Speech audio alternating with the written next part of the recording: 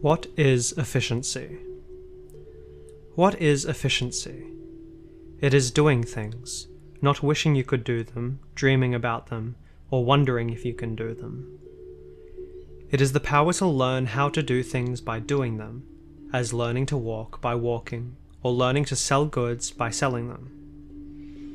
It is knowing how to apply theory to practice. It is the trick of turning defeat into experience and using it to achieve success. It is the ability to mass one's personality at any given time or place. It is skill in quick mobilization of one's resources. It is making everything that is past minister to the future. It is the elimination of the 3 microbes of weakness: regret, worry, and fear. It is self-reliance clothed with modesty. It is persistence plus politeness. It is the hand of steel in the velvet glove. It is alertness, presence of mind, readiness to adjust oneself to the unexpected. It is sacrificing personal feelings to the will to win.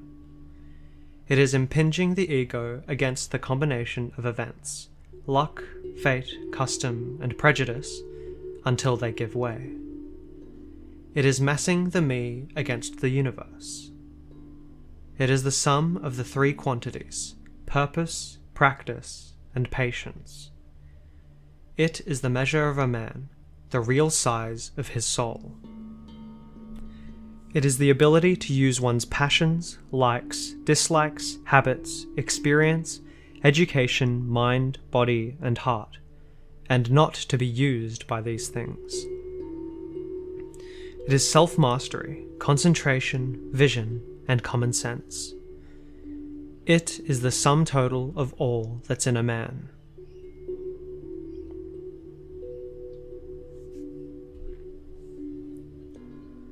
Intellectual trains. There is no way to get the values of the countryside so good as walking. If you have a horse, he gets in between you and the glory of the landscape. And if you whiz along the road in an automobile, you had as well, save for the fresh air, be at a moving picture show. Only when you walk do you get that personal, minute, and intimate acquaintance with nature. It is even so in our intellectual life. When we think along with a political party, a religious sect, a literary cult, or an artistic school, we may be said to be travelling by train through the land of ideas. When we leave all groups and creeds and plunge alone into life's problems, see and determine things for ourselves, and form our own tastes and persuasions, we may be said to walk. There are times, perhaps most of the time, when we must perforce go by train, the affairs of society and the state being too complex for individual capacity. We must possibly vote the party ticket, go to church, join the literary crusade, and cooperate in this or that group. But we should reserve the right to go often upon an independent ramble. There are men, writes Hamerton, whose whole art of living consists in passing from one conventionalism to another, as a traveller changes his train. To them, intellectual independence is unintelligible. Why go afoot when you may sit comfortably in a train, a rug around your lazy legs, and your head resting softly in a corner?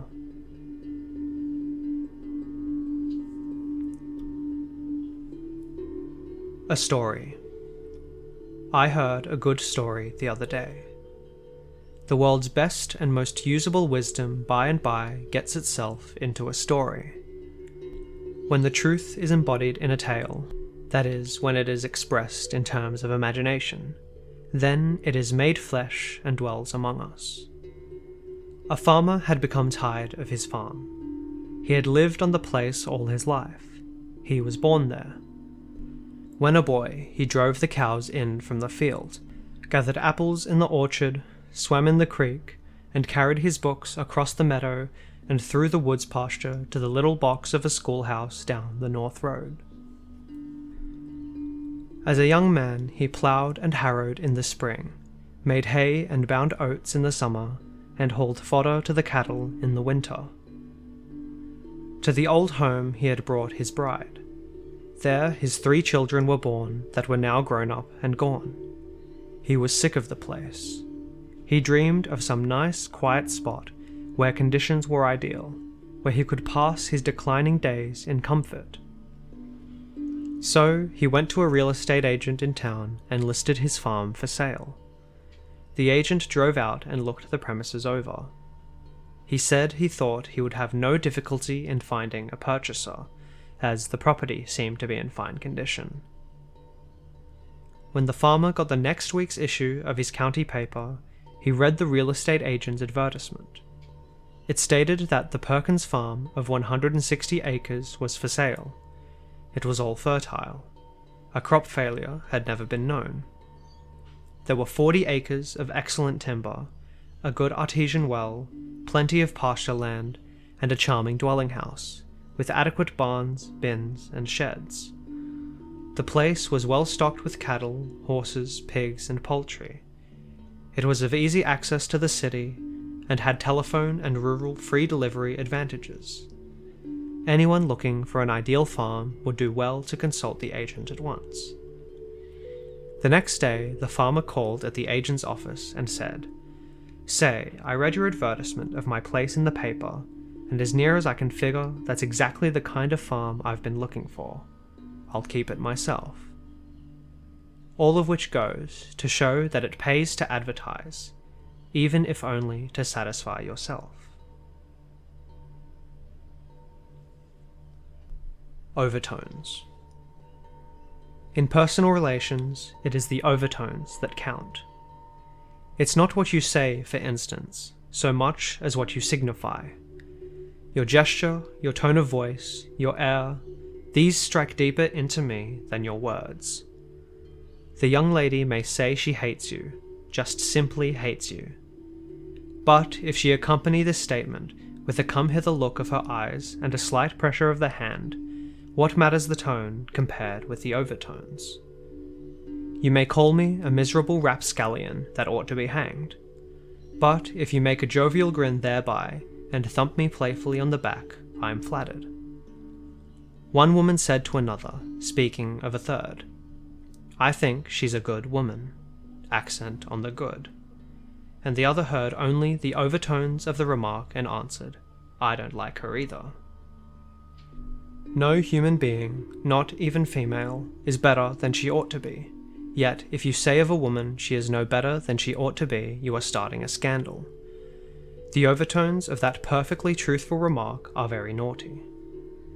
Regarding business, it is not so much the gist of what you do as the way you do it. It was said of Sheridan that he could borrow £5 of you and make you feel he was doing you a favour.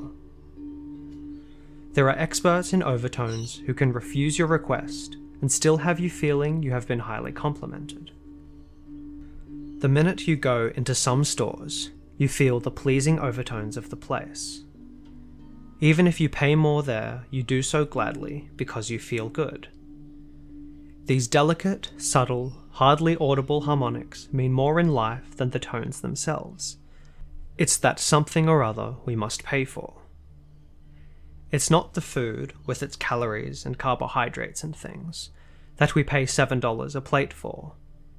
It's the French names on the bill of fare, and the gold room at the Lollapalooza Hotel, and the privilege of dining with the distinguished Lord High Chamberlain Sir Roger Alamaguslam, and induces us to pay said price for 35 cents worth of victuals. "Give us the luxuries of life," said the Frenchman, "and we'll dispense with the necessities," which means it's the overtones we want. The best advertiser is the artist in overtones. He suggests, he titillates the imagination, he lures the subconscious desires, he deftly wafts incense before your spirit's nose. What are arguments, facts, and such like wooden matters? It's illusion we want, rainbows, whispers, hints, airy nothings. These persuade men, though, of course, we will not admit it.